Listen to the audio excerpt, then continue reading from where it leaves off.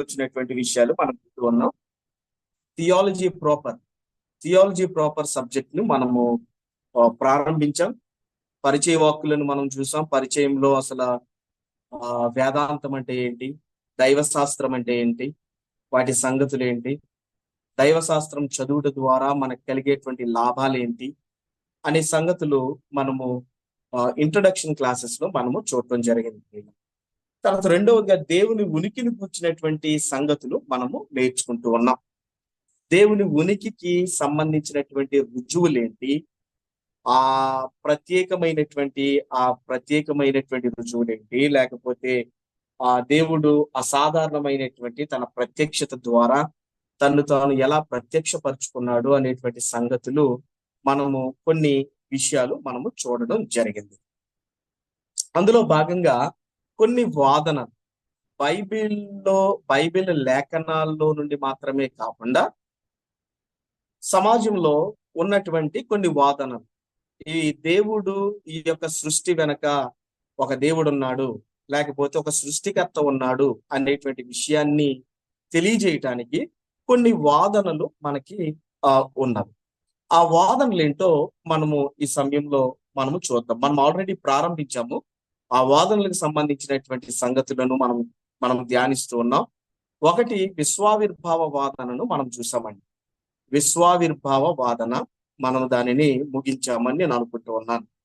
రెండవది సంకల్ప వాదన రాసుకోండి. రెండవది సంకల్ప వాదన.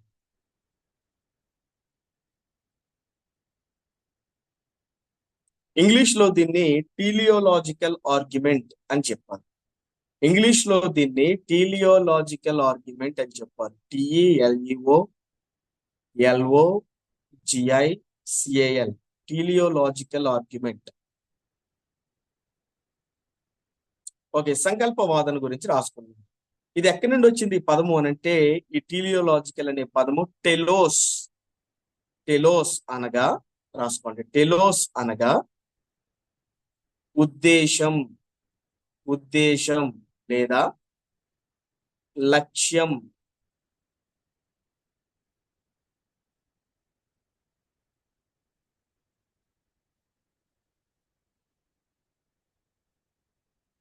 ఉద్దేశం లేదా లక్ష్యం, సంకల్పం అన్నారు. సంకల్పం, అందుకే దీనికి సంకల్పవాదన అనేటువంటి పేరును ఇచ్చినట్లుగా మీరు జ్ఞాపకం పెట్టుకోవాలి. అందుకే సంకల్పవాదన అనే పేరు. ఇప్పుడు రాసుకోండి, ప్రతి ఉద్దేశము ఒక ఉద్దేశదారుణ్ణి కలిగి ఉంటుంది. ప్రతి ఉద్దేశము ఒక ఉద్దేశదారుణ్ణి కలిగి ఉంటుంది.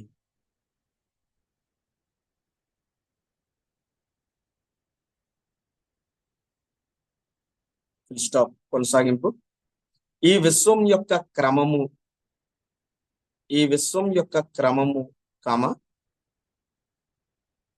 అమరిక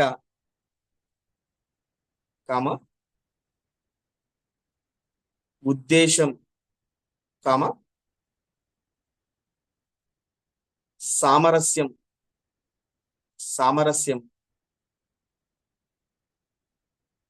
అన్నీ కలిసి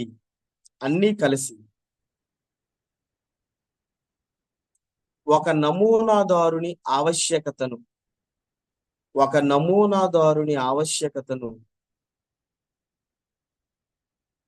వివరించుచున్నవి.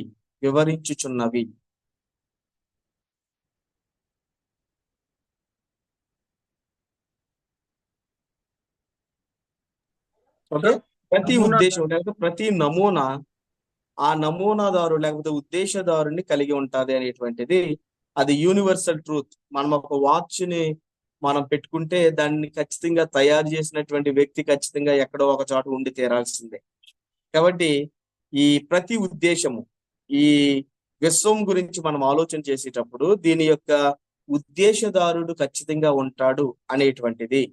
లేకపోతే ఒక బిల్డింగ్ కట్టేటప్పుడు ఖచ్చితంగా దాని వెనక నమూనాదారుడు, మనం ఇంజనీర్ అని మనం పిలుస్తున్నాం. ఇంజనీర్ ఖచ్చితంగా ఉండాలి. కాబట్టి దీని వెనక కూడా ఖచ్చితంగా దేవుడు అనేటువంటి వ్యక్తి ఉన్నాడు అనేటువంటిది ఈ వాదనలో, ఈ మాటలను బట్టి టీలియోలాజికల్ ఆర్గ్యుమెంట్ లో ఆ, ఈ ఈ తత్వవేత్తలు చెప్తూ ఉన్నటువంటి మాట. ఇప్పుడు 2-3 పాయింట్స్ వరుసగా మీరు రాసుకోండి. ఇప్పుడు మనం చెప్పుకున్నటువంటి విషయాన్నే ఇంకొంచెం విపులంగా మనకు అర్థం కావడానికి ఈ విధంగా రాసుకోండి. నమూనా, కమ, దాని క్రమము వెనుక, నమూనా, కమ, దాని క్రమము వెనుక నమూనాదారుడు తప్పక ఉంటాడు. బి బి మనము నమూనాను చూస్తూ ఉన్నాం. మనము నమూనాను చూస్తూ ఉన్నాం. ఏంట నమూనా? ఈ ప్రపంచం లేక ఈ విశ్వం. మనము నమూనాను చూస్తున్నాము. సి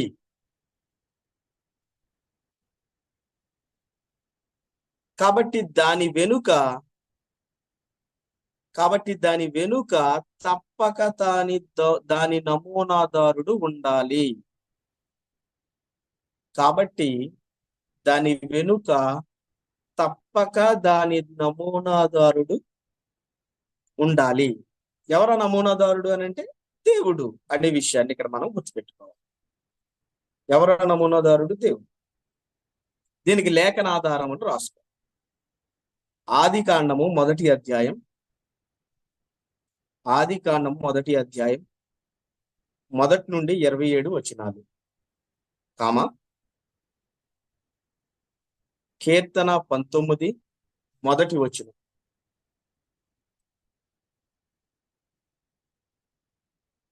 కీర్తన 19 మొదటి వచనం,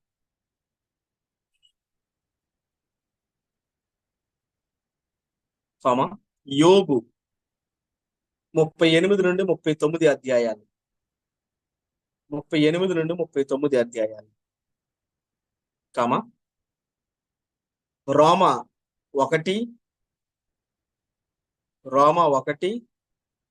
19 నుండి 20 వచనాలు, 19 నుండి 20 వచనాలు.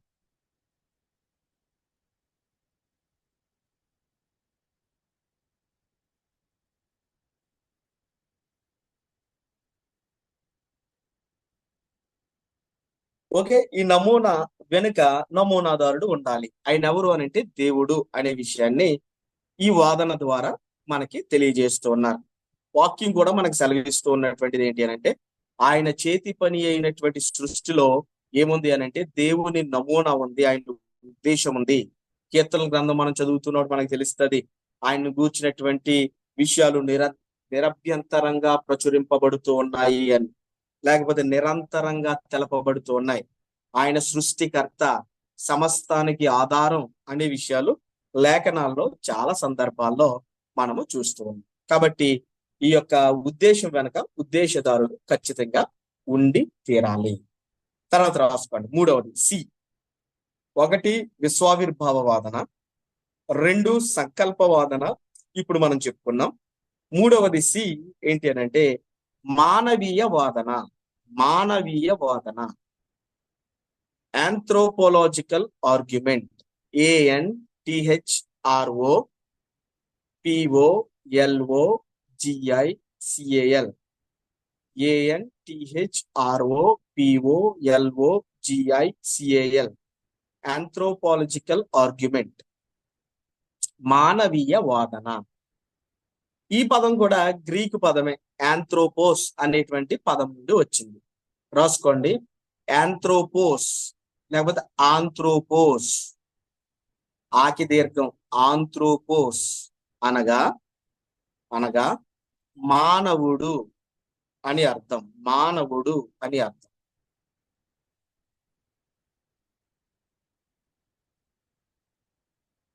రాసుకోండి. మానవుని వ్యక్తిత్వం మరియు నైతిక స్వభావం ఇవన్నీ స్వతహాగా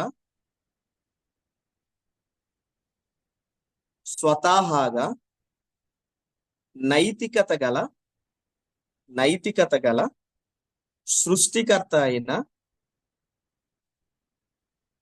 దేవుణ్ణి ప్రతిబింబిస్తున్నాయి. మీరు ఎక్కడైనా మిస్ అయితే దయచేసి అడిగే ప్రయత్నం చేయండి. అలా గ్యాప్స్ ఉంచేసుకుని రాసుకోవద్దు.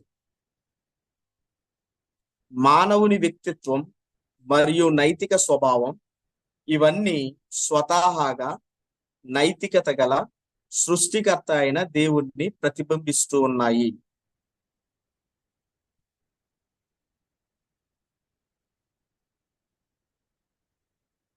రాసుకోండి. మానవుడు చెడు నుండి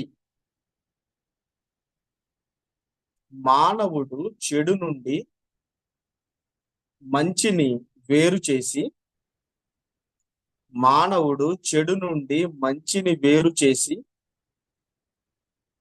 అవగాహన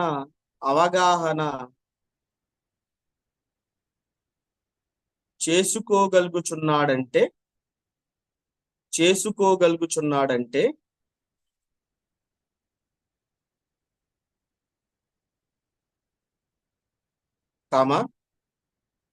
ధర్మశాస్త్రాన్ని ఇచ్చిన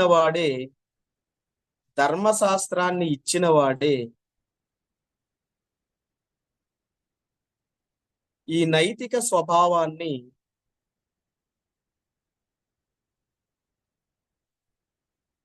మానవునిలో నాటాడు.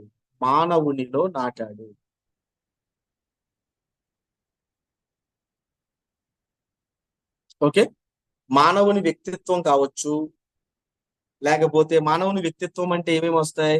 అన్ని, మన మనసు కావచ్చు, చిత్తము కావచ్చు, మన భావోద్వేగాలు కావచ్చు, ఇవి అలాగే నైతిక స్వభావం, ఇవన్నీ కూడా స్వతహాగా సృష్టికర్త అయినటువంటి దేవుణ్ణి ప్రతిబింబిస్తూ ఉన్నాయి. మనలో ఉన్నటువంటి ఈ విషయాలు ఎవరిని ప్రతిబింబిస్తూ ఉన్నాయి అంటే ఆయన ప్రతిబింబిస్తూ ఉన్నాయి. మనం ఆయన పోలికలో చేయబడ్డాం. సృష్టికర్తను అంటే సృష్టికర్తను ప్రతిబింబిస్తూ ఉన్నాయి. ఇప్పుడు మనిషి కూడా చెడు నుండి మంచిని వేరు చేసి చూడగలుగుతూ ఉన్నాడు అని అంటే దేవుడు మనకి ఆ వివేచన శక్తిని, ఆ స్వభావాన్ని మనలో నాటాడు. ధర్మశాస్త్రాన్ని ఇచ్చినటువంటి దేవుడే ఈ నైతిక స్వభావాన్ని మానవుల్లో నాటాడు అనేటువంటిది ఈ యొక్క కోణంలో మనం చూడొచ్చు. ఈ మానవీయ వాదన ఏం చెప్తుంది అంటే మనిషి ఈ విధంగా మనుగడ సాధిస్తూ ఉన్నాడు అని అంటే ఈ మనిషి దేవుణ్ణి ప్రతిబింబిస్తూ ఉన్నాడు అనేటువంటి విషయాన్ని చెప్తూ ఉన్నాడు. అందుకే దేవుడు ఉన్నాడు అని మనం నమ్మాలి అని చెప్తూ ఉన్నాడు. ఈ నైతిక విషయంలో, ఉద్వేగాల విషయంలో డార్విన్ సిద్ధాంతం కూడా ఎలాంటి ఆధారాలు చూపలేకపోయింది. కోతి నుండి వచ్చాడు మానవుడు అని చెప్తూ ఉన్నది. అయితే ఆ విషయంలో ఈ నైతికత ఎలా వచ్చింది మనిషికి, జంతువులకి లేనటువంటి నైతికత మనుషులకి ఎలా వచ్చింది, దాన్ని వివరించేటువంటి విషయంలో ఎలాంటి ఆధారాలు డార్విన్ సిద్ధాంతం చూపించలేకపోయింది. కాబట్టి మనిషి దేవుణ్ణి ప్రతిబింబిస్తాడు అనేటువంటిది మానవీయ వాదనలో ప్రధానమైనటువంటి వాదన. దీనికి లేఖనాధారాలు రాసుకో. ఆది కాండము 1వ అధ్యాయము 27వ వచనము. ఆది కాండము 1వ అధ్యాయము 27వ వచనము. రోమా పత్రిక 2వ అధ్యాయము 12 నుండి 15 వచనాలు. 12 నుండి 15 వచనాలు. రోమా పత్రిక 1వ అధ్యాయము 21 నుండి 23 వచనాలు. 21 నుండి 23 వచనాలు.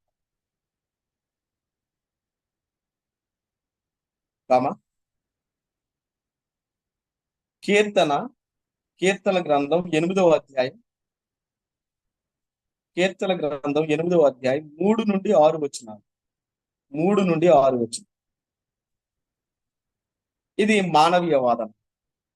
తర్వాత 4వది రాసుకోండి, సత్య విచారణ వాదన.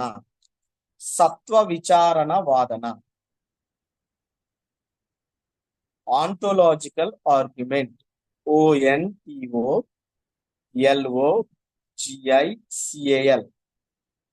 ఆంటోలాజికల్ ఆర్గ్యుమెంట్. సత్వ విచారణ వాదన. సత్వ విచార వాదన. రాసుకో. దాదాపు ప్రతి మానవుడు దాదాపు సత్వార్ ప్రతి సత్వ మానవుడు బ్రదర్, సత్యవాద విచారణ ఆర్ సత్వ బ్రదర్? సత్వ అండి, సత్వ విచార వాదన. సత్వ. ఓకే. దాదాపు ప్రతి మానవుడు పరిపూర్ణుడుగా ఉండాలని, దాదాపు ప్రతి మానవుడు పరిపూర్ణుడుగా ఉండాలని తన మనసులో ఆలోచన కలిగి ఉన్నాడు. తన మనసులో ఆలోచన కలిగి ఉన్నాడు.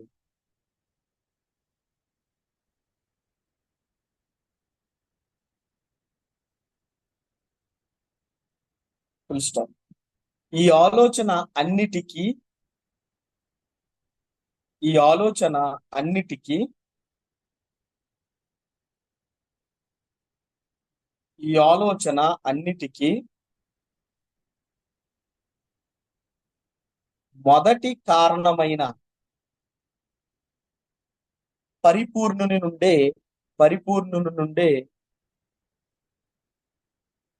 బయలుదేరి ఉంటుంది. బయలుదేరి ఉంటుంది.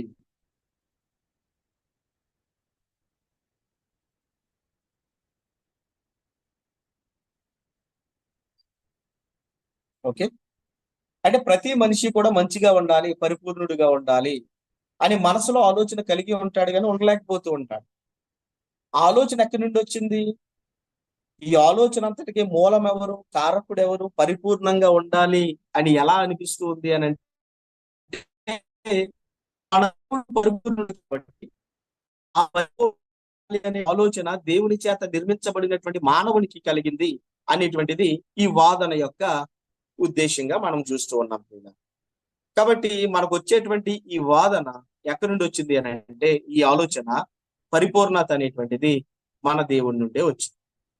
నేను పరిపూర్ణుడు కాబట్టి మీరు కూడా, నేను పరిశుద్ధుని కాబట్టి మీరు కూడా అనేటువంటి మాటలు మనం చదువుతాం. నుండే ఇది కూడా మనం లేఖనాధార రిఫరెన్సెస్ రాసుకోండి. ఆది కాండము 3వ అధ్యాయము 5వ వచనం. ఆది కాండము 3వ అధ్యాయము 5వ వచనం. కామా యెషయా గ్రంథము 55వ అధ్యాయము. యెషయా గ్రంథము 55వ అధ్యాయము 8 నుండి 9 వచనం. 8 నుండి 9 వచనం. కామా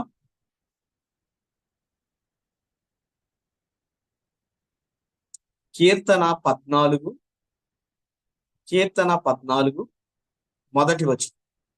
కామా కీర్తన 14 మొదటి వచనం. కామా ద్వితీయోపదేశకాండం 32 4వ వచనం. ద్వితీయోపదేశకాండం 32 4వ వచనం. కామా ప్రసంగి గ్రంథము 3వ అధ్యాయము 4వ వచనం. ప్రసంగి గ్రంథం 3వ అధ్యాయం 4వ వచనం.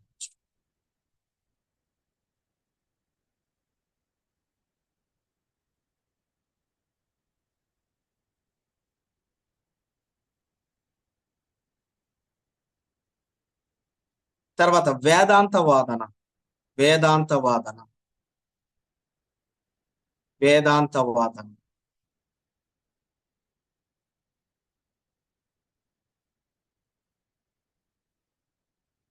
వేదాంత వాదన. Theological argument. THEOLOGICAL. Theological argument. రాసుకోండి. సృష్టి ఉనికి, కామా మానవుని మనసాక్షి.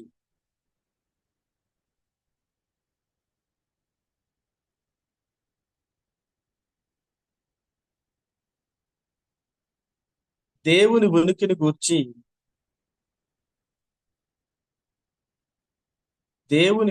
గూర్చి వాస్తవ రుజువును కనుపరిచినప్పటికీ కామా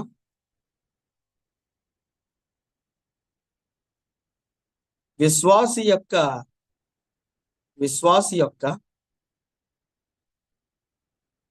విశ్వాస ప్రాథమిక ఆధారము విశ్వాస ప్రాథమిక ఆధారము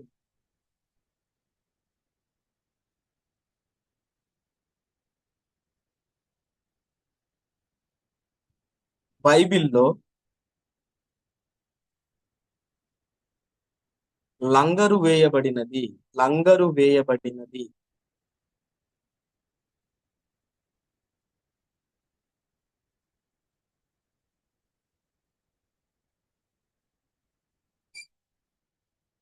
కింద గమనిక అని పెట్టుకుని రాసు.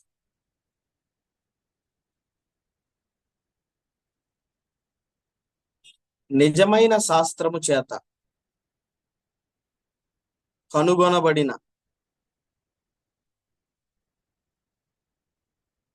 దేవుని ఉనికి ఆధారాలు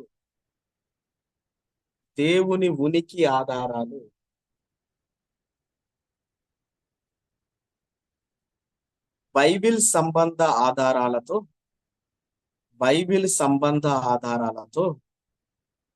విభేదించవు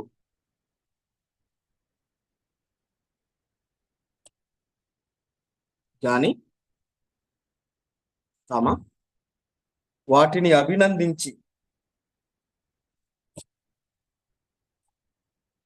అభినందించి అందులోని యథార్థత అధికారము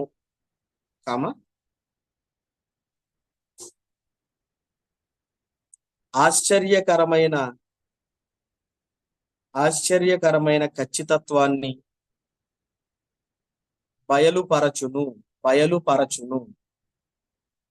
మళ్ళీ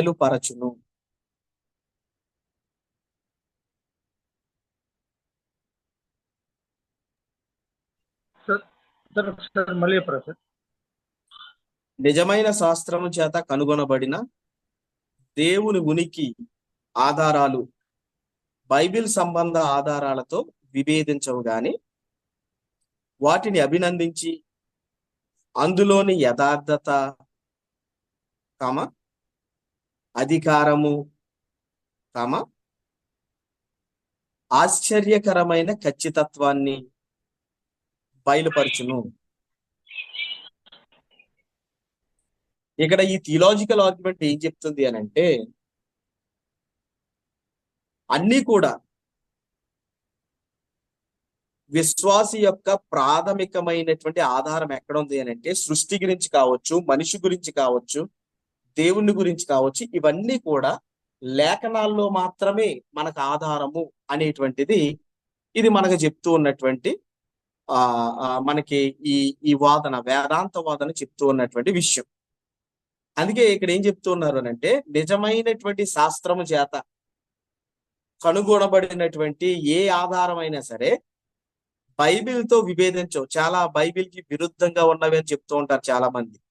నిజమైన శాస్త్రం ఏదైనా బైబిల్తో విభేదించదు కానీ ఏం చేస్తుంది అంటే, బైబిల్లో ఉన్నటువంటి విషయాలను అభినందిస్తుందంట. అందులో ఉన్నటువంటి ఇంటిగ్రిటీ, యథార్థతను, అందులో ఉన్నటువంటి అథారిటీ, అధికారాన్ని, అందులో ఉన్నటువంటి ఆశ్చర్యకరమైనటువంటి సంగతులను బయలుపరుస్తాయి అని చెప్తారు. ఇప్పటికి నేటికి కూడా మనం చూస్తూ ఉన్నాం, ఇవి నిజంగా బైబిల్లో జరిగినవా అనేటువంటి విషయాలను ఇప్పుడు చాలా విషయాలు ఎక్స్కవేషన్స్ లో వాటిని కనుగొని వాటిని అవును బైబిల్లో ఉన్నటువంటివి నిజమే అని చెప్తూ ఉన్నటువంటి సంగతులు, ఆశ్చర్యకరమైనటువంటి విషయాలు నేటికి కూడా మనం చూస్తూ ఉన్నాం. కాబట్టి బైబిల్లో ఉన్నటువంటి విషయాలతో శాస్త్రం ఎప్పటికీ విభేదించదు అనేటువంటి విషయాన్ని ఇక్కడ మనం అర్థం చేసుకోవాలి. నెక్స్ట్ పారాలో రాసు.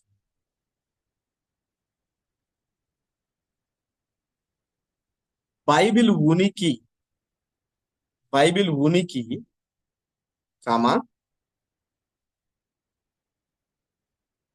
వదిలేండి. బైబిల్ ఉనికిని గూర్చి, బైబిల్ కాదు, దేవుని ఉనికిని గూర్చి బైబిల్ ఇచ్చే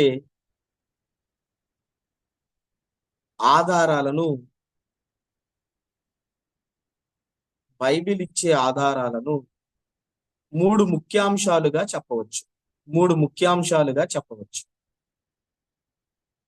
ఒకటి, దేవుని ఉనికి ప్రత్యక్షంగా ఉద్ఘాటించబడింది. ఒకటి, దేవుని ఉనికి ప్రత్యక్షంగా ఉద్ఘాటింపబడింది. Full stop.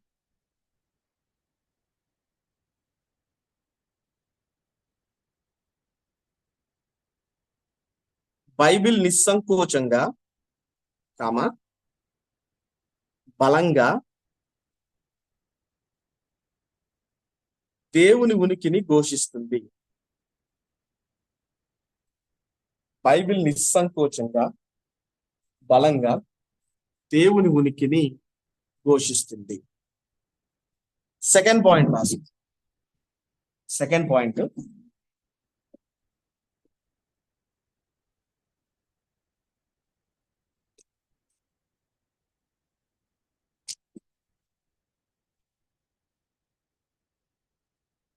దానికి బైబిల్ రిఫరెన్స్ కూడా రాసుకున్నాక సెకండ్ పాయింట్ రాసు. బైబిల్ రిఫరెన్స్ ఆది కాండము 1:1, ఆది కాండం 1:1,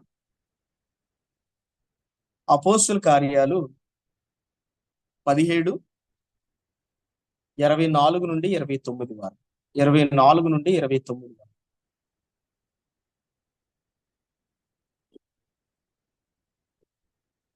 రెండవది, మానవులు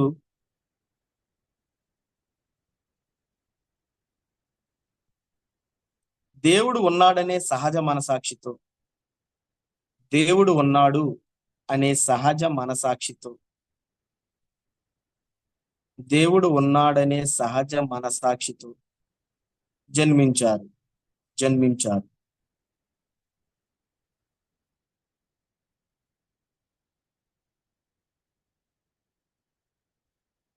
ఫుల్ స్టాప్.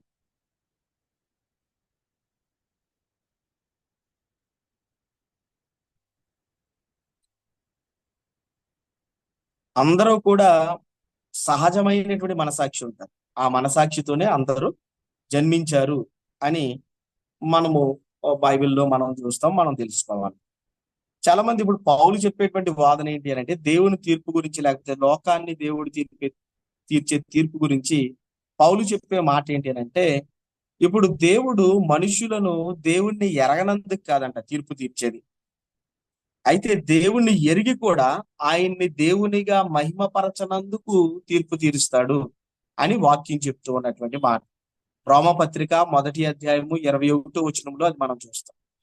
రోమపత్రిక 1:21 దేవుణ్ణి ఎరిగి కూడా ఆయన్ని మహిమపరచనందుకు తీర్పు తీరుస్తాం. కాబట్టి మనం అందరం కూడా ఎలాంటి మనసాక్షితో మనం పుట్టాము అని అంటే, దేవుడు ఉన్నాడు అనేటువంటి మనసాక్షితోటే దేవుడు మనల్ని కలుగజేశాడు అనే విషయాన్ని మనము అర్థం చేసుకోవాలి. బైబిల్ మనకి ఇచ్చేటువంటి ఆధారం. రెండవది, మూడవది నిజ దేవుణ్ణి గూర్చిన వ్యక్తిగత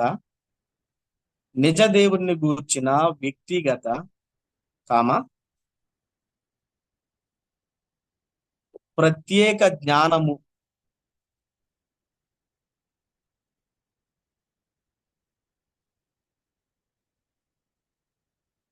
ప్రత్యక్షత,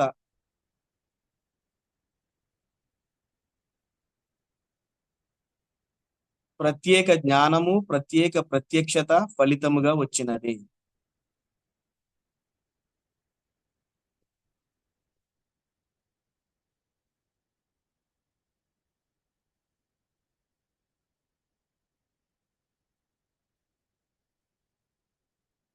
రాసుకున్నారా? నిజదేవుని గూర్చిన వ్యక్తిగత ప్రత్యేక జ్ఞానము, ప్రత్యక్షత ఫలితముగా వచ్చినదే. సాధారణ ప్రత్యక్షత అందరికీ ఇచ్చాడు దేవుడు, అందరికీ కనిపిస్తుంది సాధారణ ప్రత్యక్షత. కానీ ప్రత్యక్షత ఫలితంగానే మనకి వ్యక్తిగతమైనటువంటి జ్ఞానం కావచ్చు, లేకపోతే ప్రత్యేకమైనటువంటి జ్ఞానం, దేవుని గుర్చినటువంటి జ్ఞానం, ఇవన్నీ కూడా మనకి లేఖనాలను బట్టి కలిగింది అనే విషయాన్ని మనము గుర్తు చేసుకోవాలి. కొనసాగింపులో రాసుకోండి. మానవుడు స్వతహాగా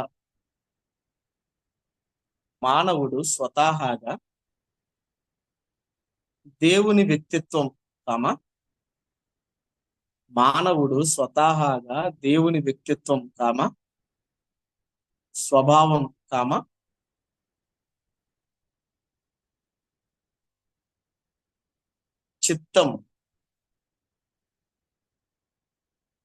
చిత్తం మరియు ఉద్దేశాలను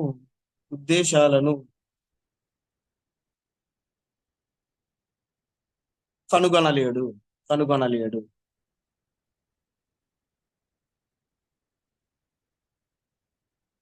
యెషయా 55:8-9 వచనాలు. యెషయా 55:8-9 వచనాలు.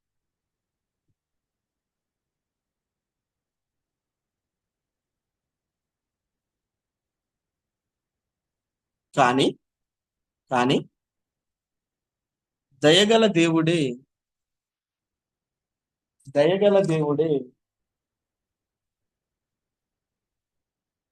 తనను తాను మానవులకు కనుపరచుకొన్నాడు.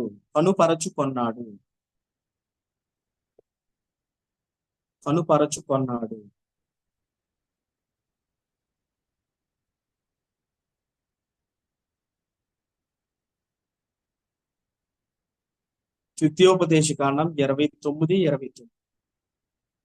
29:29.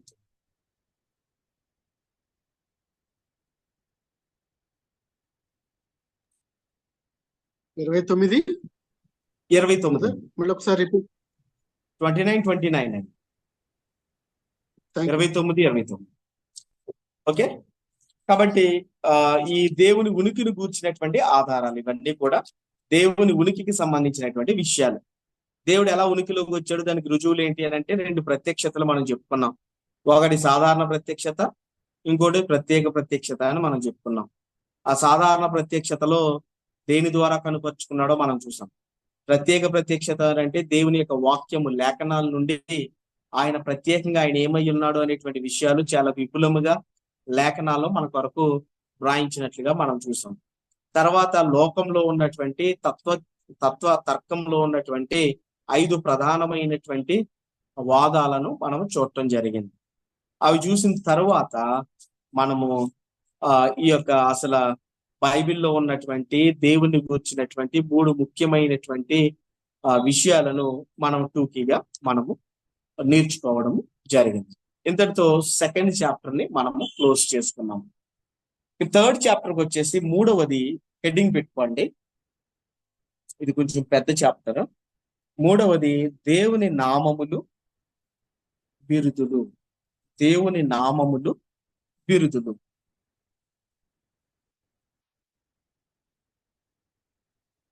మనం ఎవరికైనా పేరు పెట్టాలి అని అంటే చాలా ఆలోచన చేస్తాం. ఆ పేరుకు ఎంతో ప్రాముఖ్యతను, లేకపోతే దానికి ఉన్నటువంటి మంచి అర్థం వచ్చేటట్లుగా మనం పేరు పెడుతూ ఉంటాం. కొన్నిసార్లు ఆ పేరు ఎలా మారిపోద్ది అని అంటే ఆ వ్యక్తి యొక్క వ్యక్తిత్వము ఆ పేరుకు ఆపాదించేటట్లుగా పేరు మారిపోతూ ఉంటారు. సాధారణంగా ఇప్పుడు మనం హిట్లర్ ని మనం తీసుకుందాం.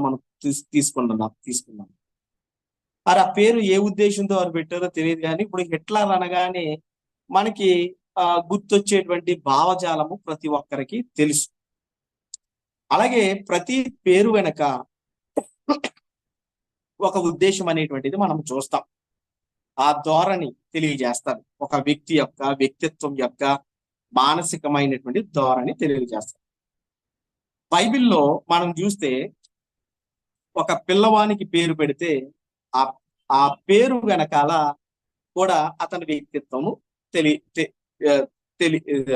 వ్యక్తిత్వం అనేటువంటిది మనకి అర్థమైపోతూ ఉంటుంది. ఉదాహరణకి యాసావుని గురించి మనం ఆలోచన చేస్తూ ఉన్నప్పుడు, యాసావు ఆ పేరు గురించి మనం ఆలోచన చేస్తూ ఉంటే వెంట్రుకల కలిగినటువంటి వాడు అని మనం చూస్తాం. యాసావు అనగానే వెంట్రుక, యాకోబు అనగానే మోసగాడు, అబ్రహాము అనగానే అనేక జనములకు తండ్రి. ఇలాగా ఆ పేరు చెప్పగానే వారి వ్యక్తిత్వం అనేటువంటిది మనకి తెలుస్తూ ఉంటారు. కాబట్టి మంచి పేరుని కలిగి ఉండడం అనేటువంటిది చాలా మంచి విషయం. అందుకే మనం కూడా మన పిల్లలకి మంచి పేర్లు మనం పెట్టాలని మనము అనుకుంటూ ఉంటాం. కాబట్టి దేవునికి కూడా మనం ఆలోచన చేస్తే ప్రియులారా, దేవునికి కూడా కొన్ని పేర్లు ఉన్నాయి. బైబిల్ గ్రంథంలో ఆయనకి ఇవ్వబడినటువంటి పేర్లు, చాలా పేర్లు మనం చూస్తాం. ప్రతి పేరుకు ఒక అర్థం ఉంది. ఆయన యొక్క వ్యక్తిత్వాన్ని తెలియజేస్తా ఉంది. ఆయన యొక్క మనసు ఏంటో మనకు తెలియజేస్తా ఉంది. కాబట్టి ఆ పేర్ల గురించి మనం తెలుసుకోవాల్సినటువంటి అవసరం. ఆయన ఎవరు అని మనం తెలుసుకోవడానికి ఆ పేర్లు చెప్తూ ఉన్నాయి. ఆయన ఎవరో, ఆయన ఎలాంటి వాడో మనం తెలుసుకోవాలి అని అంటే ఆయన పేర్లు చెప్తూ ఉన్నాయి. కాబట్టి ఆయన ఎలాంటి వాడో, ఆయన ఏమై ఉన్నాడో అని తెలుసుకోవడానికి ఇప్పుడు బైబిల్ గ్రంథంలో ఇవ్వబడినటువంటి పేర్లు గురించి మీకు మనము నేర్చుకునేటువంటి ప్రయత్నాన్ని మనం చేద్దాం. రాసుకోండి. దేవుని యొక్క నామములు, వాటి మూలార్థములు. దేవుని యొక్క నామములు, వాటి మూలార్థములు.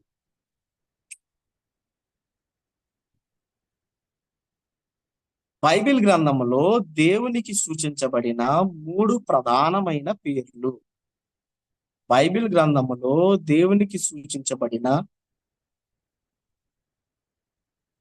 3 ప్రధానమైన పేర్లు. నెంబర్ 1 ఎలోహిం. ఎలోహిం. నెంబర్ 2 యెహోవా. నెంబర్ 3 అడోనాయ్. రాసుకున్నారా? ఎలోహిం, యెహోవా, అడోనాయ్.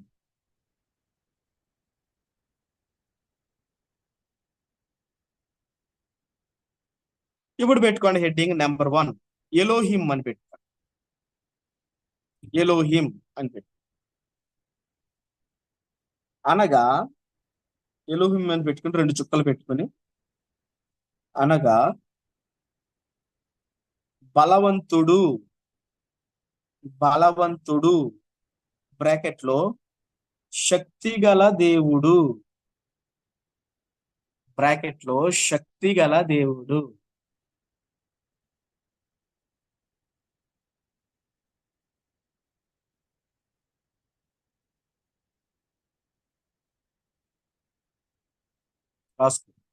ఎలోహిం అనే పేరు పాత నిబంధనలో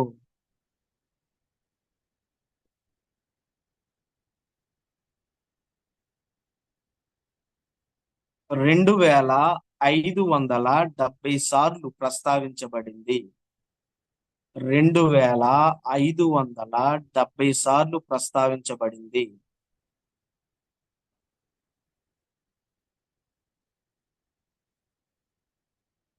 ఫుల్ స్టాప్. ఆయన మనము నమ్మదగినంత శక్తి గలవాడు అని, ఆయన మనము నమ్మదగినంత శక్తి గలవాడు అని ఈ పేరు రూఢిపరుస్తుంది. ఈ పేరు రూఢిపరుస్తుంది.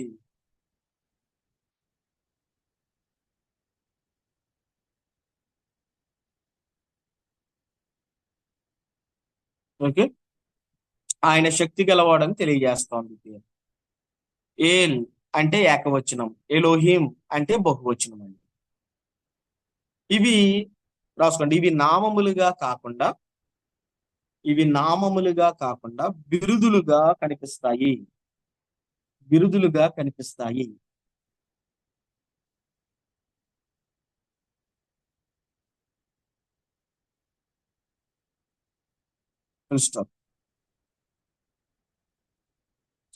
ఎలోహిం యొక్క శక్తి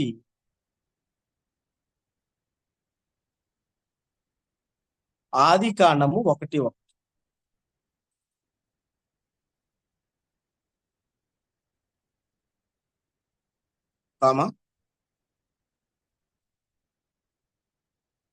సమూయేలు 2వ గ్రంథం 22:33.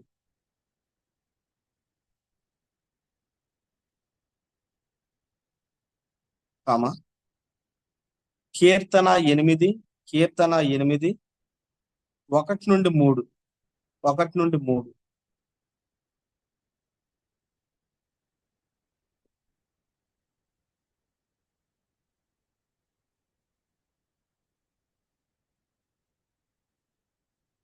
నెహెమ్యా 6:9. నెహెమ్యా 6:9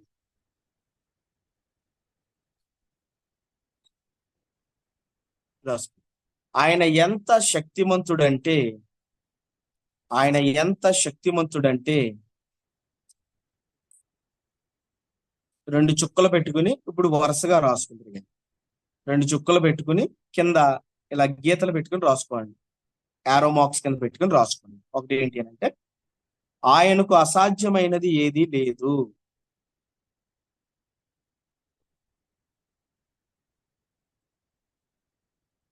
ఆయనకు అసాధ్యమైనది ఏదీ లేదు. తర్వాత కింద మళ్ళా యారో మార్క్ పెట్టి రాసుకోండి. ఆయన విశ్వమును భూమిని మొదలగు వాటిని సృష్టించెను. ఆయన విశ్వమును భూమిని మొదలగు వాటిని సృజించెను. ఈ పాయింట్ చెప్పుకుని మనం ముగించుకుందాం.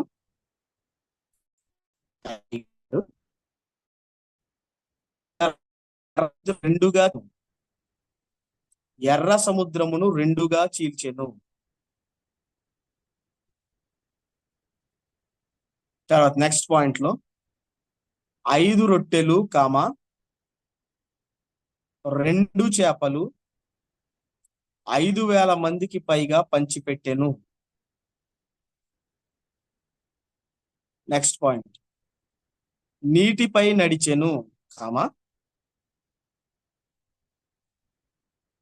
రోగులను స్వస్థపరచెను,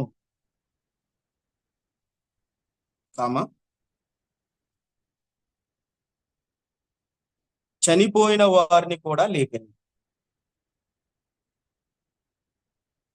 కింద పేరాలో రాసుకోండి, ఆయనకు అసాధ్యం అంటూ ఏదీ లేదు.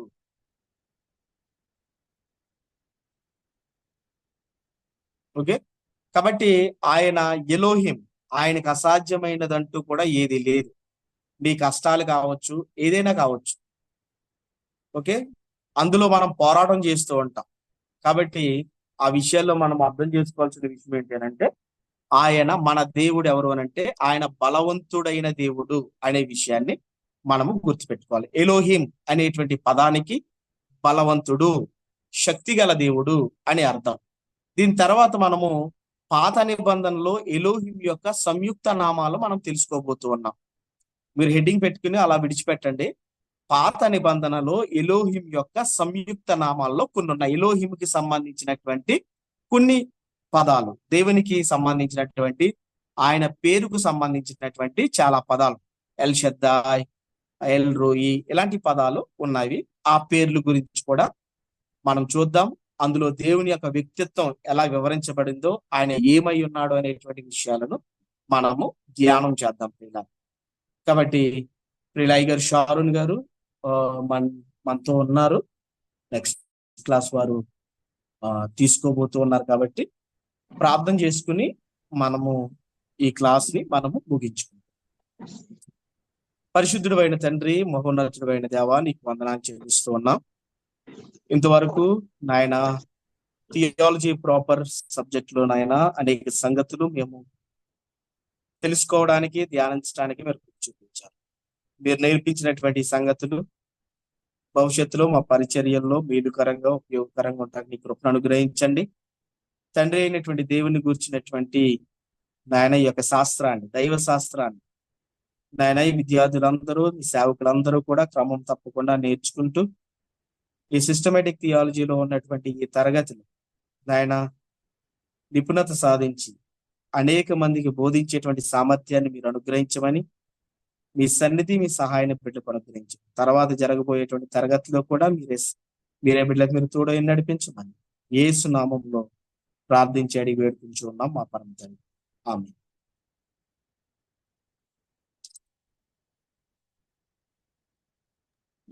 అమ్మా బ్రేక్ తీసుకుంటారా లేదా డైరెక్ట్ చెప్పుకుందామంటారమ్మా?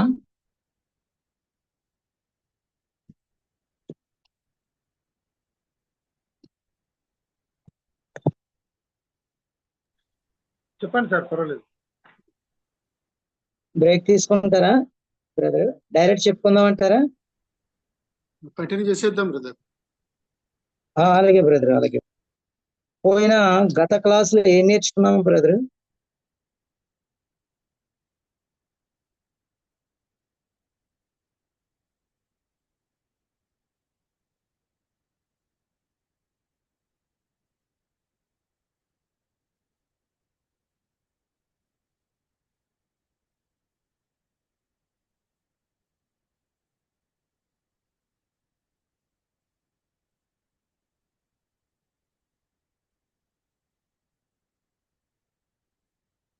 ప్రవక్తలు, major prophets and minor prophets అనే సబ్జెక్ట్ నుండి మనం ఏం నేర్చుకున్నాం బ్రదర్?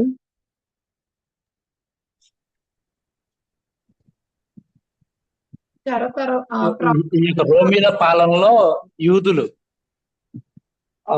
Right brother. అది కాదు బ్రదర్, అది చర్చెస్, అదే హిస్టరీ ఆఫ్ ఇజ్రాయెల్ అయిపోయింది కదా. ప్రవక్తల కాలంలో చెప్పారు సార్. అందులో సి చెర తర్వాత కాల ప్రవక్తలు చెప్తున్నారు సార్. రైట్ అండ్ రైట్, అదే అమ్మా, కరెక్ట్ గా చెప్పారు. ఇప్పుడు కొనసాగింపులు రాసుకోండి. ప్రవక్త అనే పేరు హెడ్డింగ్ రాసుకోండి. ప్రవక్త అనే పేరు.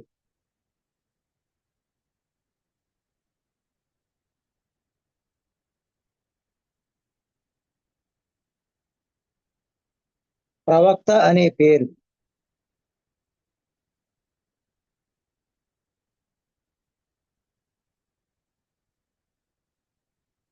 అందులో రాసుకోండి అమ్మా. దేవుని నామమందు ఆయన సంగతులను బోధించేవారు.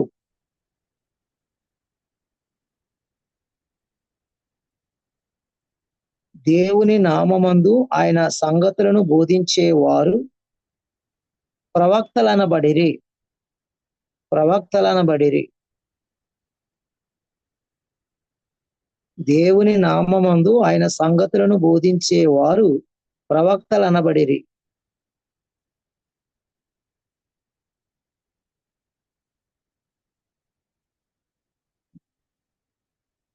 జరగబోయే సంగతులను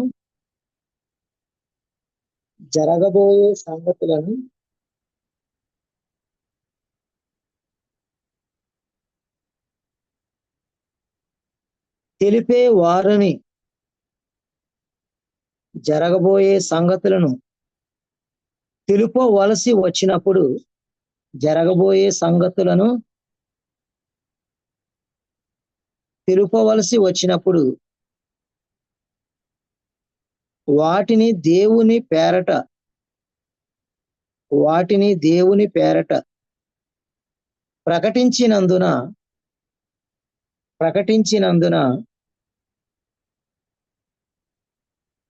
వారు రాబోయే సంగతులను దేవుని పేరట ప్రకటించినందున వారు రాబోవు సంగతులను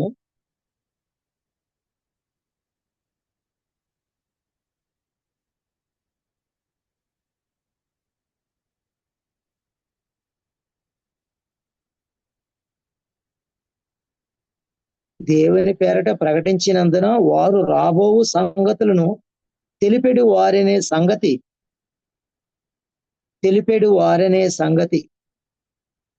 వాడుకలోనికి వచ్చెను గాని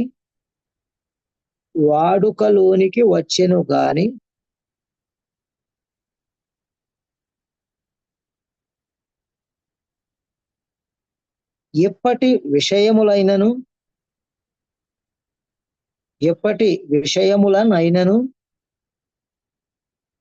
రాబోవు సంగతులనైనను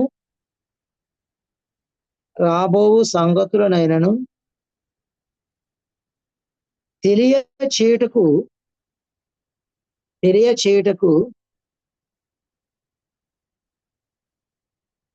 దేవునిచే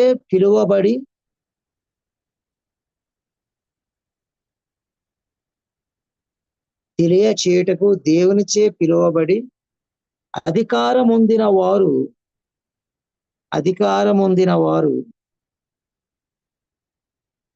బైబిల్లో ప్రవక్తలు అని పిలువబడ్డారు. బైబిల్లో ప్రవక్తలని పిలువబడ్డారు.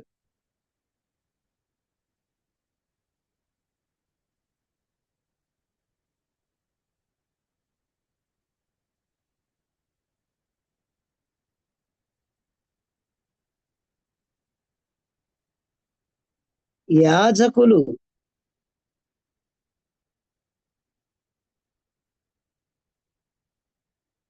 ప్రజల పక్షముగా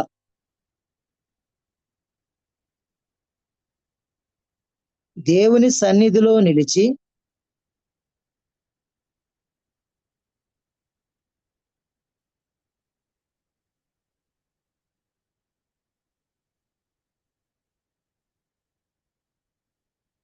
మాట్లాడేవారు.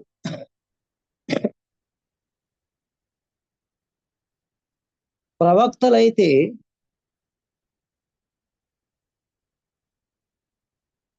దేవుని పక్షముగా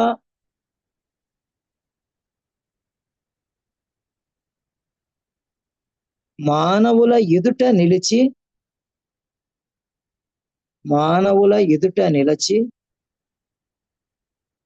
దేవుని చిత్తాన్ని ప్రజలకు తెలిపేవారు.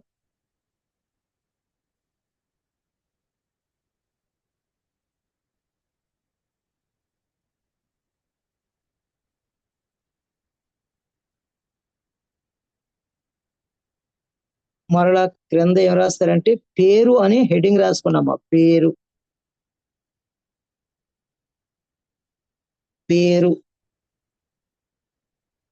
అందులో రాసుకుందాం.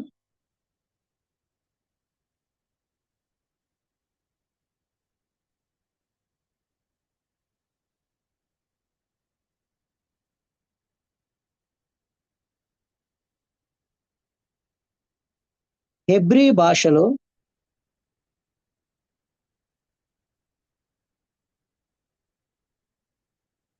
నబి, NABI, నబి. హెబ్రీ భాషలో నబి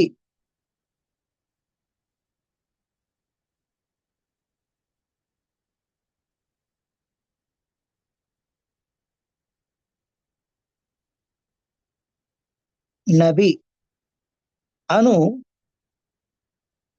పదానికి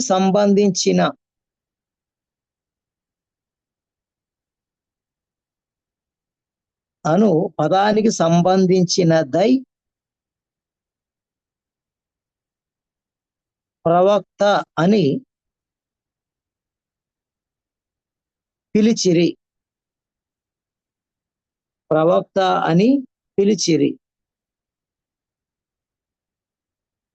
ద్వితీయోపదేశకాండం 18:15.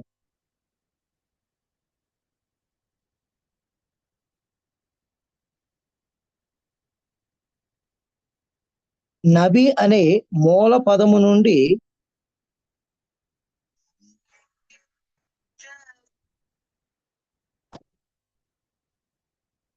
నబి అని ఏం రాశారమ్మా? నబి అనే మూల పదం నుండి రాశారు సార్. మూల పదము నుండి ప్రవక్త అనే పదాన్ని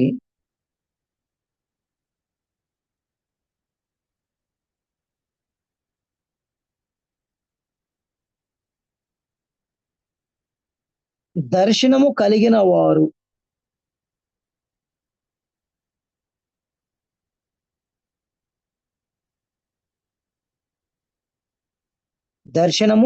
వారు, లేదా దర్శకుడు,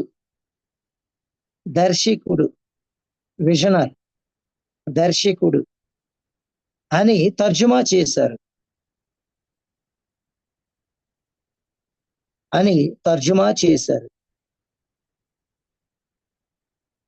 రాజుల మొదటి గ్రంథం 9:9,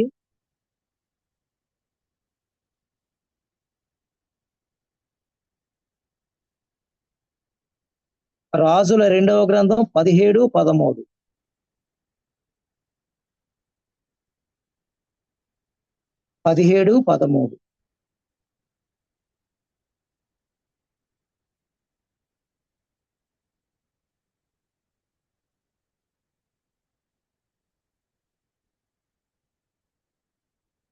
ఫస్ట్ అది ఎంత రాశారమ్మా? రాజుల మొదటి గ్రంథం 9:9 కదమ్మా?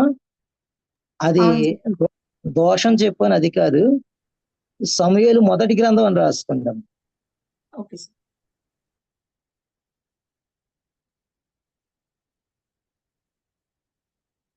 ఓకే అమ్మా. కొనసాగింపులో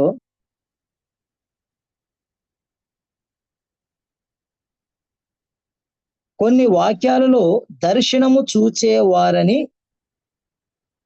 తర్జుమా చేశారు. కొన్ని వాక్యాలలో దర్శనం చూచేవారని తర్జుమా చేశారు.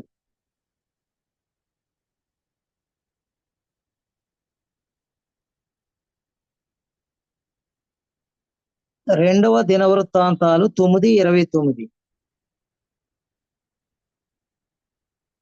రెండవ దినవృత్తాంతాలు 9:29.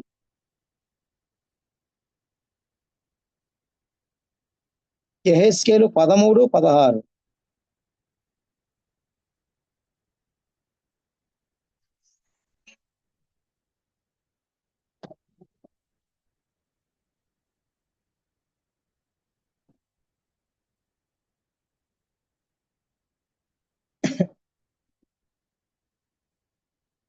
తర్వాత కొనసాగింపులో నబి అనే పదాన్ని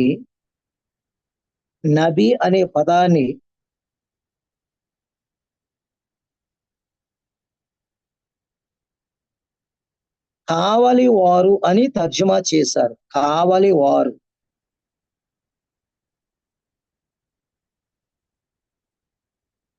యెషయా 21:11. యెషయా 21:11. ఇర్మియా 6:17.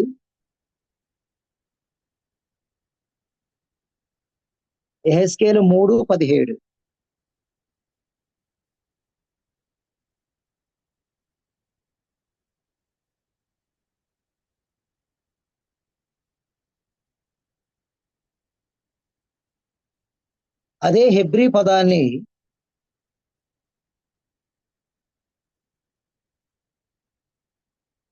అదే హెబ్రీ పదాన్ని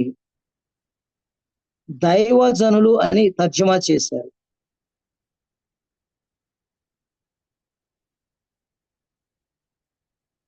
దైవజనులు అని తర్జుమా చేశారు.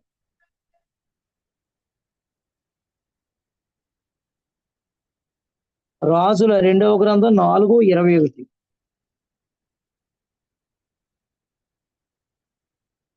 రాజుల 2వ గ్రంథం 4వ అధ్యాయం 21వ వచనం.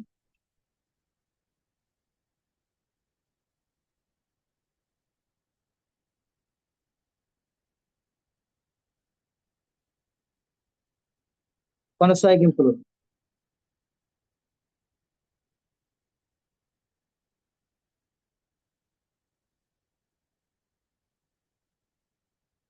యెహోవా సేవకుడని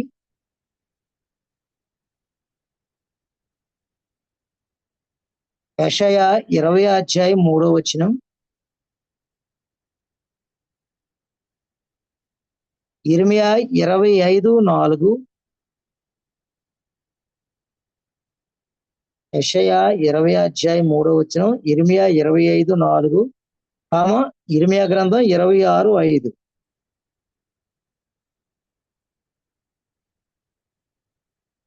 బ్రాకెట్ లో ఆ రిఫరెన్స్ రాశారు కదా, బ్రాకెట్ క్లోజ్ చేసి కొనసాగింపులో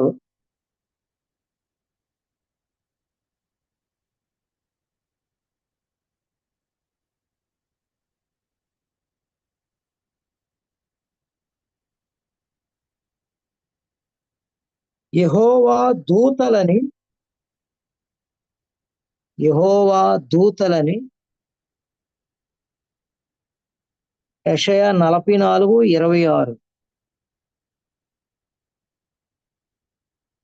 యెషయా 44:26 బ్రాకెట్ క్లోజ్ చేసి పిలిచారు.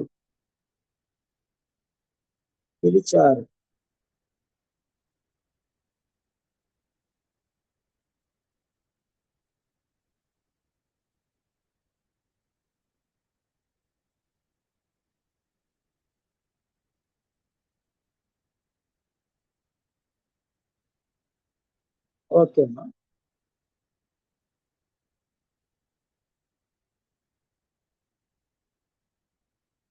కొనసాగింపులో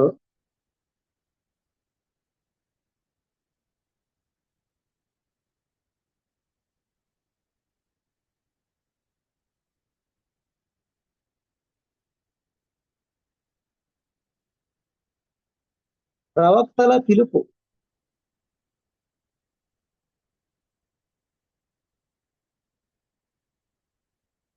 ప్రవక్తల పిలుపు.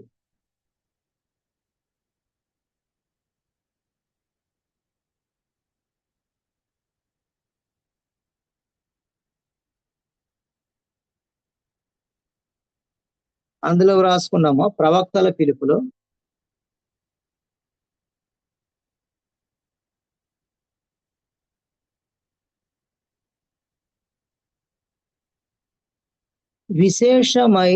విశేష దర్శనము ద్వారా ప్రవక్తలుగా పిలువబడ్డారు. విశేష దర్శనము ద్వారా ప్రవక్తలుగా పిలువబడ్డారు.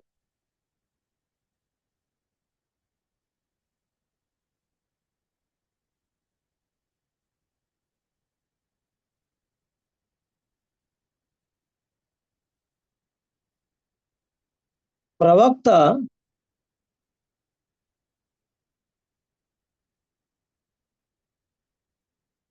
ప్రజల నాయకుడిగా ఉండేవాడు.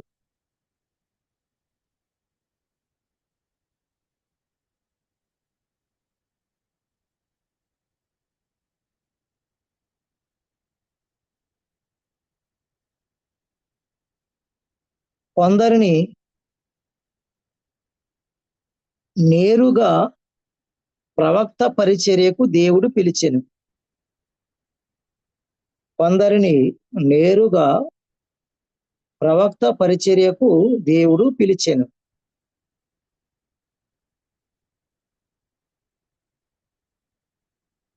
ఉదాహరణ,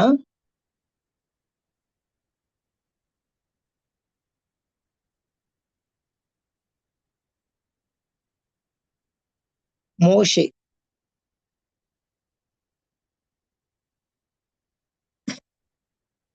నిర్గమ 3-4 అధ్యాయాలు.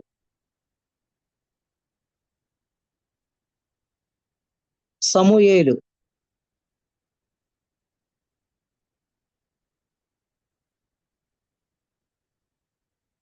బ్రాకెట్లో సమూయేలు మొదటి గ్రంథం 1వ అధ్యాయం.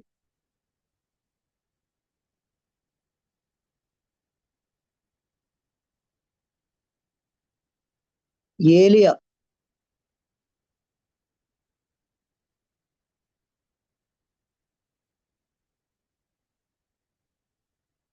ఎలీషా.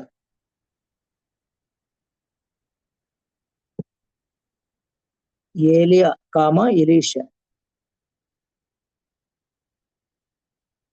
రాజుల 2వ గ్రంథం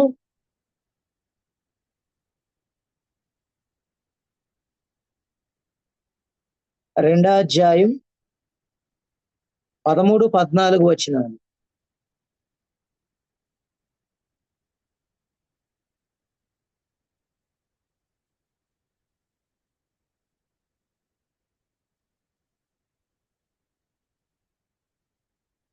తర్వాత ఆమోసు. ఆమోస్ గ్రంథం 7-15.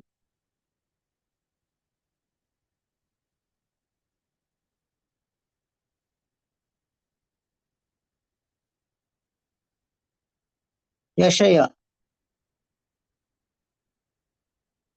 బ్రాకెట్లో యెషయా గ్రంథం 6వ అధ్యాయం.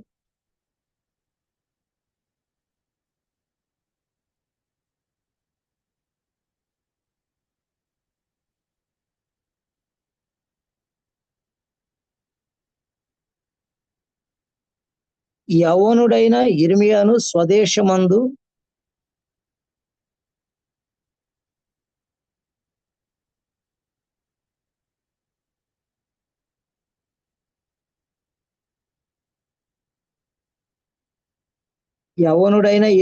స్వదేశమందు బ్రాకెట్లు ఇర్మియా గ్రంథం 1వ అధ్యాయం 4-19.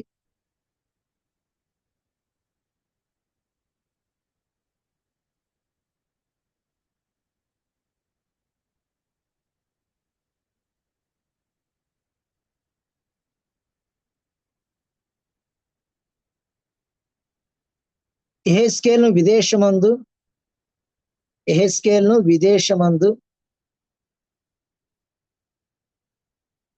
యెహెజ్కేలు గ్రంథం 1వ అధ్యాయం.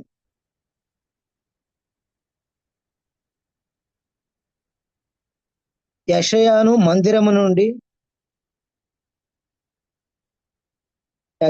మందిరము నుండి బ్రాకెట్లో యెషయా గ్రంథం 6వ అధ్యాయం. దేవుడు పిలిచెను.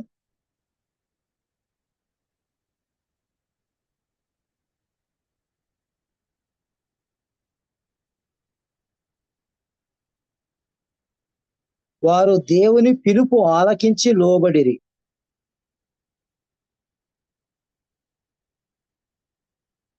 వారు దేవుని పిలుపును ఆలకించి లోబడిరి.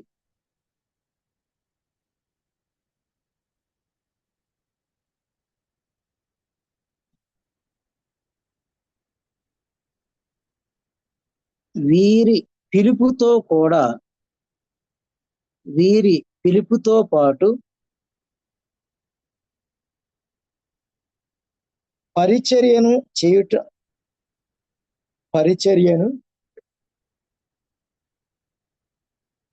చేసుకొనుటకు కావలసిన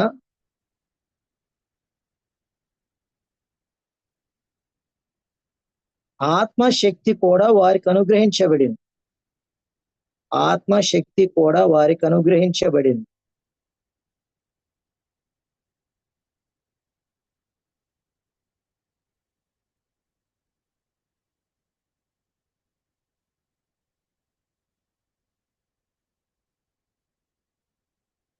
దేవుని చేత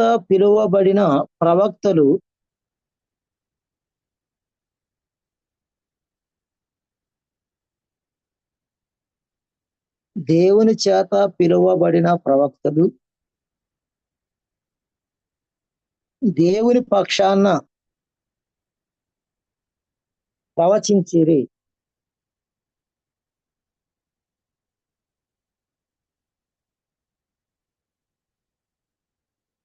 దేవునిచే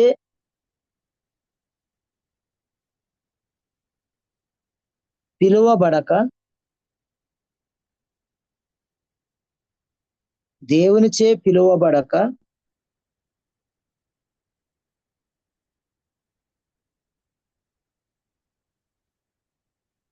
అబద్ధ ప్రవక్తులైన వారు కలరు.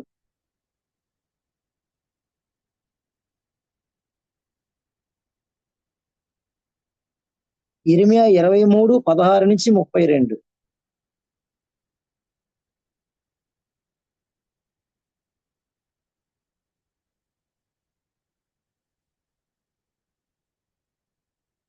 అబద్ధ ప్రవక్తలు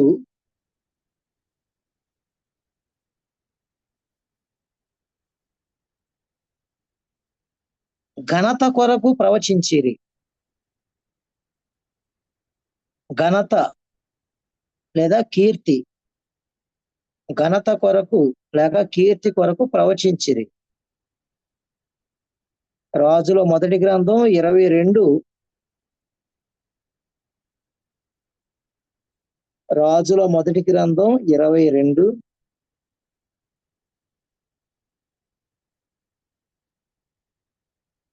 5-29.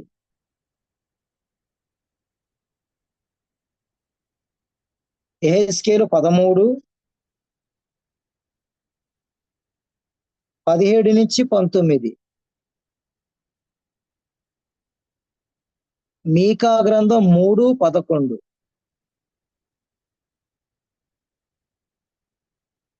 జకర్యా 13:4. మీకా ఒకసారి చెప్తాను brother. Micah 3:11.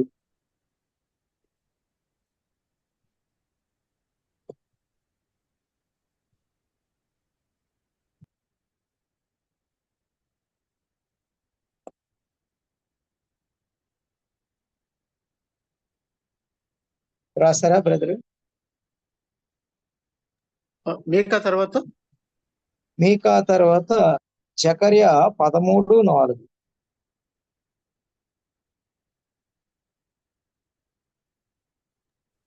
Thank you brother. తర్వాత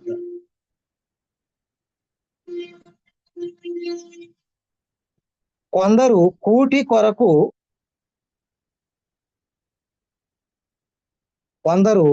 కొరకు ప్రవచించారు.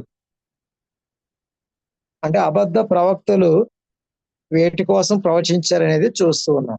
కొందరు కూటి కొరకు ప్రవచించారు.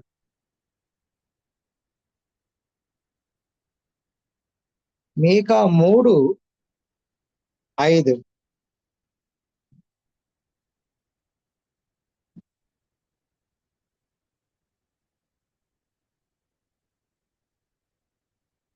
మరికొందరు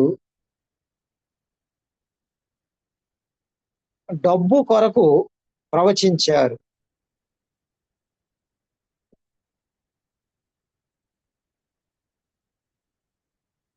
మీకా 3:11.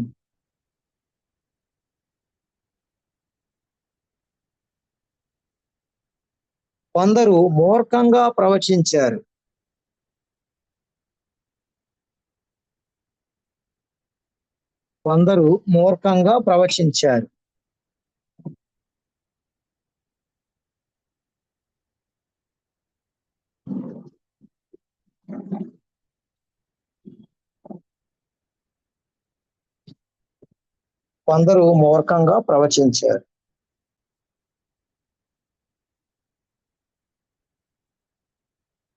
Same reference brother, 3:11.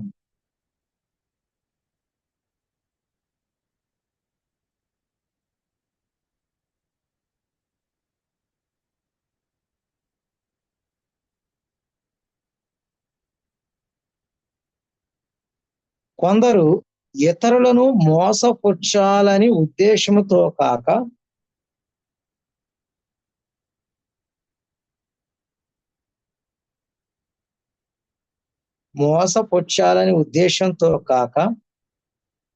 స్వయంగా మోసపోయి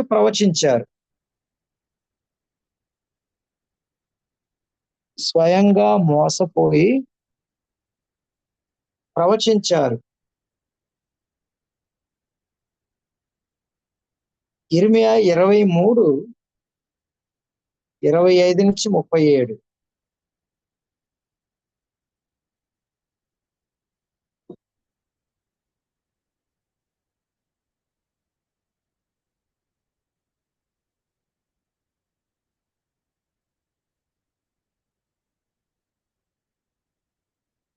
అలాగే ఇర్మియా 27:14-18.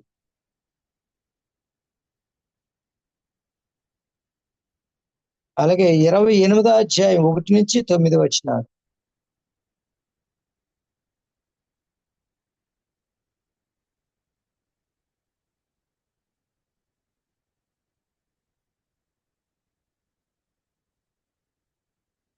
అశోక్ బ్రదర్.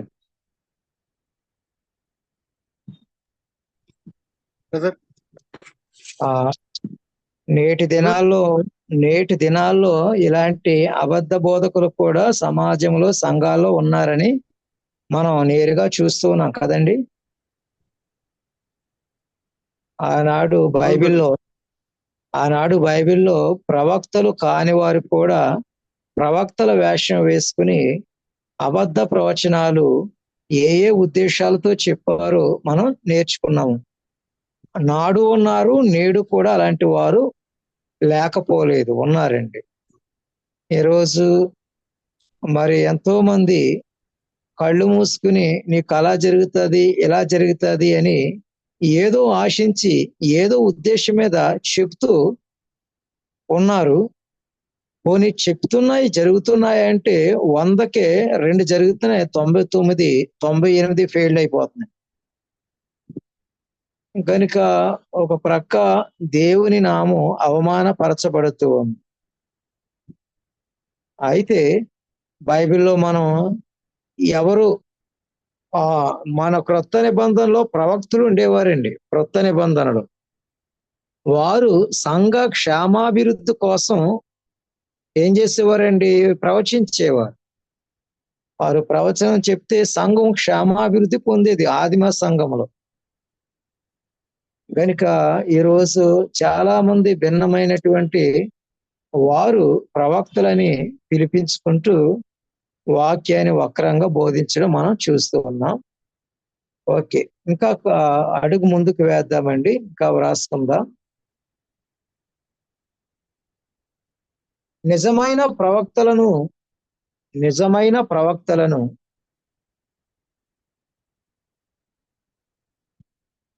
తెలుసుకొనుటకు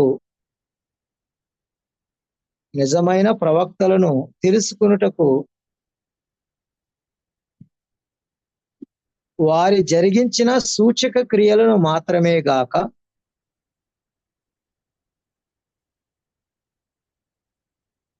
వారు జరిగించిన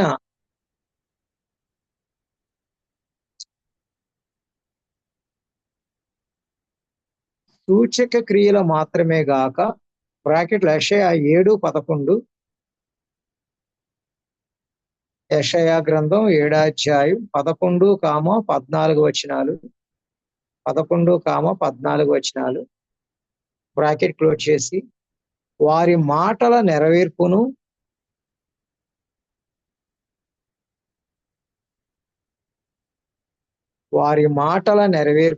ద్వితీయోపదేశకాండం 18వ అధ్యాయం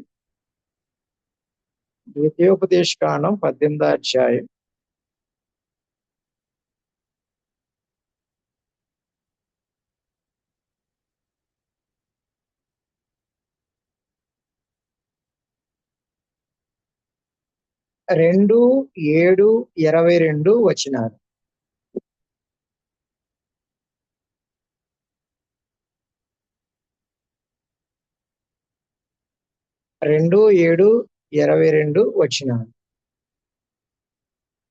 నిజమైన ప్రవక్తలు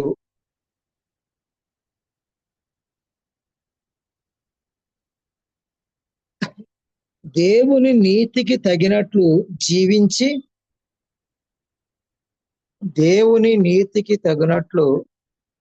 జీవించేవారు.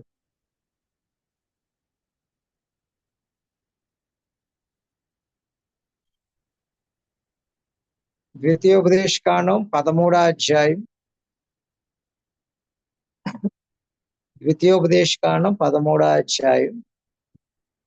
1-5 వచనాలు. 1-5 వచనాలు.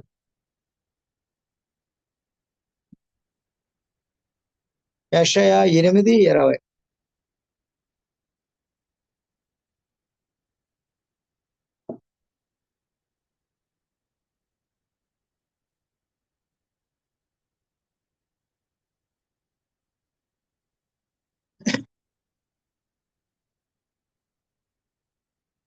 కొందరు ప్రవక్తలు ప్రజల ఇచ్చను బట్టి బోధించారు.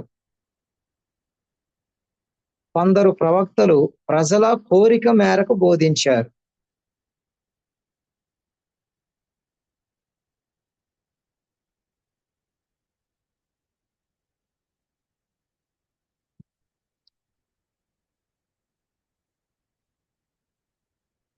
కావున ఆ దోషమునకు ప్రజలు కారకులైరి.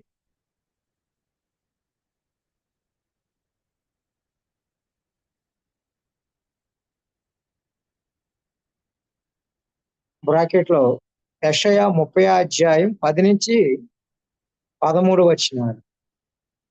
యెషయా గ్రంథం 30వ అధ్యాయం 30 వచనం 10-23.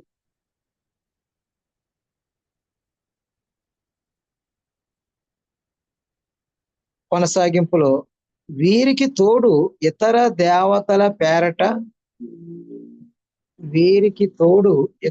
దేవతల పేరట ప్రవచించిన అబద్ధ ప్రవక్తులుండిరి.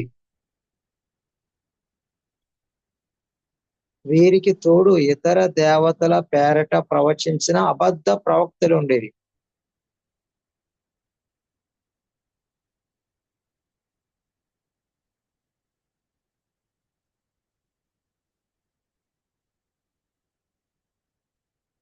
రాజుల మొదటి గ్రంథం 18:12. రాజుల మొదటి గ్రంథం 18:12. ఇర్మియా 2:8. ఇర్మియా గ్రంథం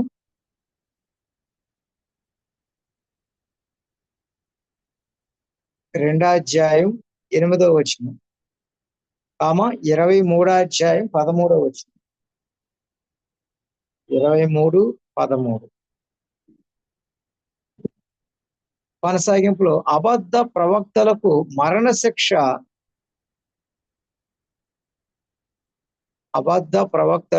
మరణశిక్ష విధించాలని నియమం కలదు.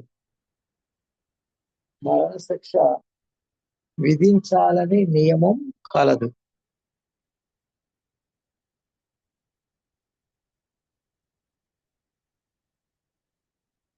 ద్వితీయోపదేశకాండం 18:20. ద్వితీయోపదేశకాండం 18:20.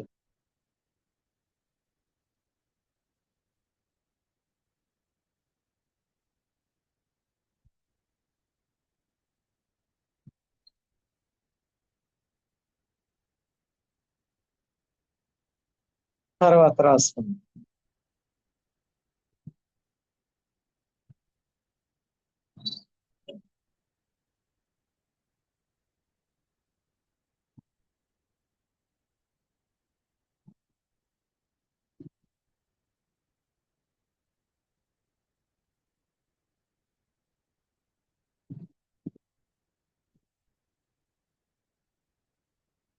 ప్రవక్తల కాలము సమూయేలు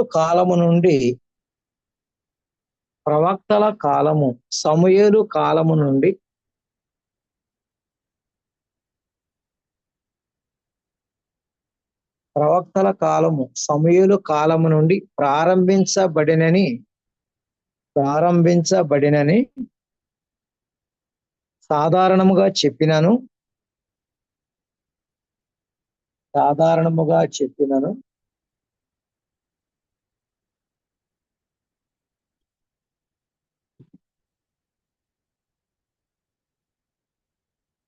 ఆదాము కాలము నుండి ప్రవక్తలని పిలువబడిన వారు కలరు. ఆదాము కాలము నుండి ప్రవక్తలని పిలువబడిన వారు కలరు.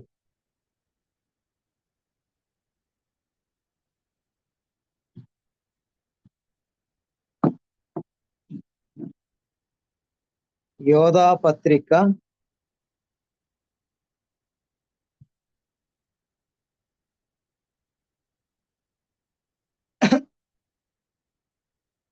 1వ వ్రాసిన పత్రికలో మనం చూస్తే 1వ అధ్యాయం అండి, అందులో 14వ వచనం అండి. 14వ వచనం తర్వాత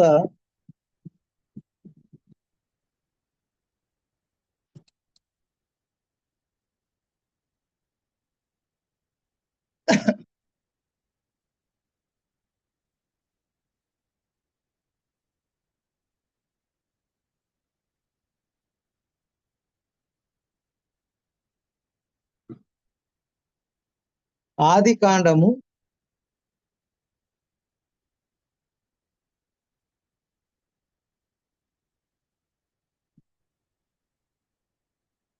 18వ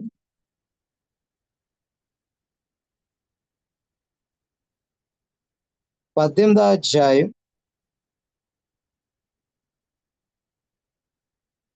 17 నుండి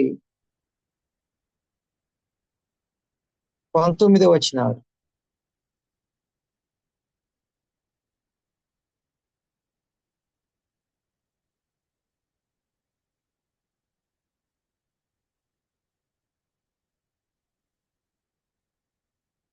పురుషులలో ప్రవక్తలు ఉన్నట్లే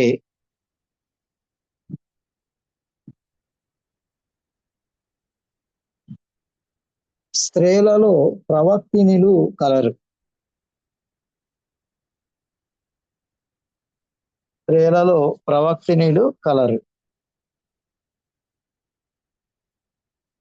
ఉదాహరణకు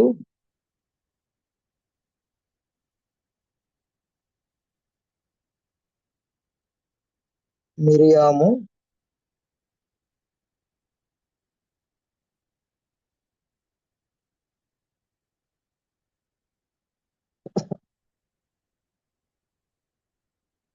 రెఫరెన్స్ రాసుకోండి.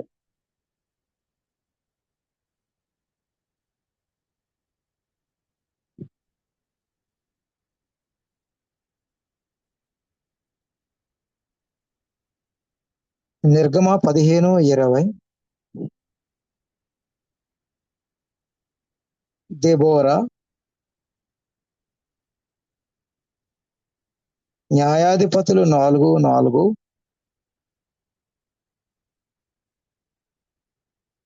హుల్దా, హుల్దా, రాజుల ఒకసారి 2వ గ్రంథం 22. పేరు ఒకసారి చెప్పండి సార్.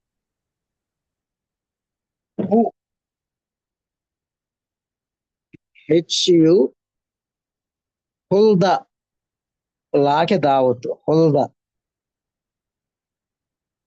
రాజుల 2వ గ్రంథం 22:14.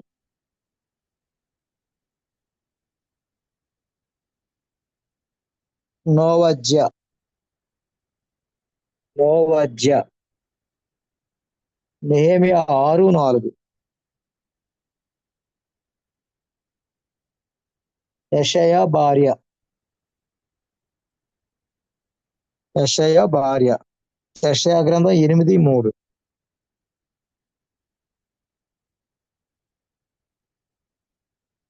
అన్న, లూకా 1:14, లూకా 1:14. ఫిలిప్పు కుమార్తెలు,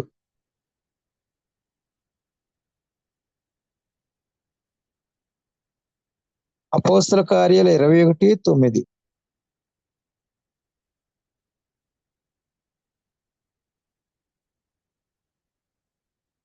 ఇతర స్త్రీలు,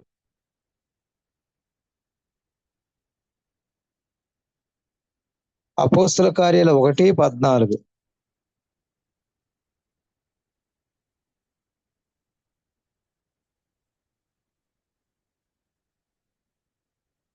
యెజబేలు,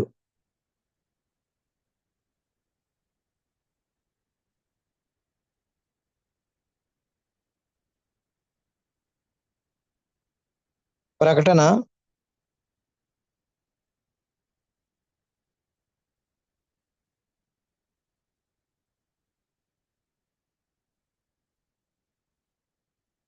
యెజబేలు, ప్రకటన గ్రంథం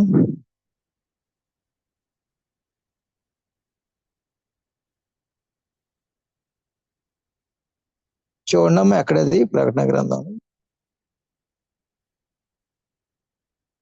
సంఘాలతో చెప్తాడు.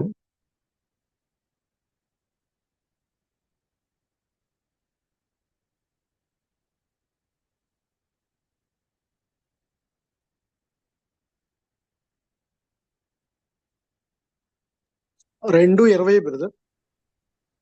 2వ అధ్యాయం 20వ వచనం.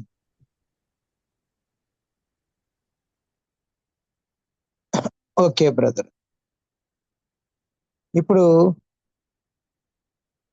ఆ క్రింద అబద్ధ ప్రవక్తినులు అని రాసుకోండి. అబద్ధ ప్రవక్తినులు. 1 యోధా స్త్రీలు, యెహెజ్కేలు 13:7,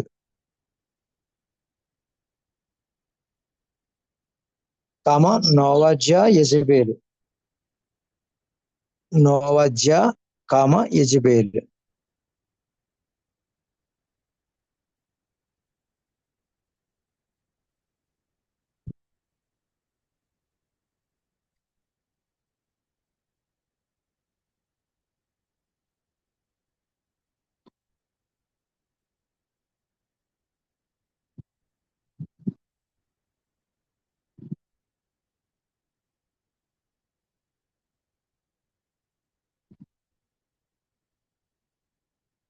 కొనసాగింపులో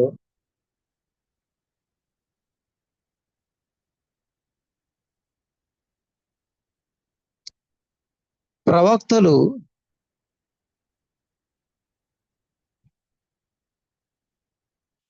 ప్రవక్తలు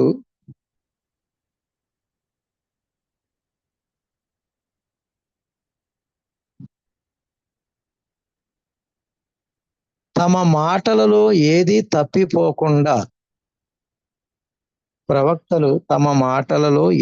తప్పిపోకుండా ప్రవచించి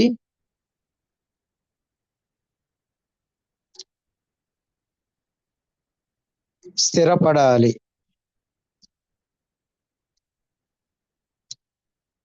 సమూయేలు మొదటి గ్రంథం 3వ అధ్యాయం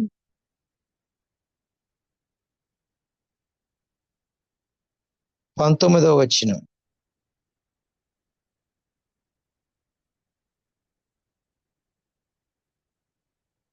సమూయేలు మొదటి గ్రంథం 3వ అధ్యాయం 19వ వచనం. యెహోషువ 21:44. యెహోషువ గ్రంథం 21:44.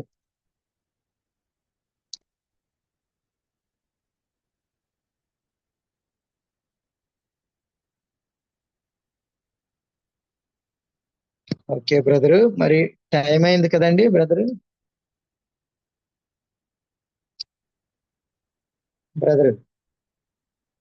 ముగించుకుందామంటారా? ఒకవేళ ఏమన్నా డౌట్స్ ఉంటే అడగండి. పోనీ